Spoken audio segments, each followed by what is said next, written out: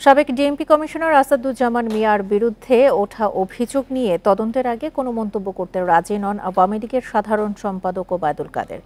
তবে দুর্নীতিতে ছাড় দেওয়া হবে না বলেও জানান তিনি। রাজধানীর ধানমন্ডিতে আওয়ামী লীগ সভাপতির রাজনৈতিক কার্যালয়ে ব্রিফিংয়ে ওবায়দুল কাদের এসব কথা বলেন। সাবেক ডিএমপি কমিশনারের বিরুদ্ধে তদন্ত না হওয়ায় তার ব্যাপারে অন্ধকারে ঢিল ছোড়ার সুযোগ দেখছেন না তিনি।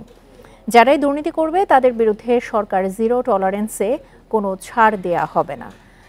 এছাড়া মূল্যস্ফীতির কারণে ঈদের আনন্দ ম্লান হয়েছে এমন চিত্র বাস্তব নয় বলে দাবি করেন ওবায়দুল কাদের। তিনি বলেন, গত বছরের তুলনায় এবছর বেশি পশু কোরবানি হয়েছে, তবে মূল্যস্ফীতি আছে এই বিষয়ে সরকারের আন্তরিকতা ও প্রচেষ্টা আছে বলেও জানান তিনি। এখন জন্ম সনদ দিয়ে খোলো বিকাশ স্টুডেন্ট অ্যাকাউন্ট। নিজের বিকাশ নিজে কর।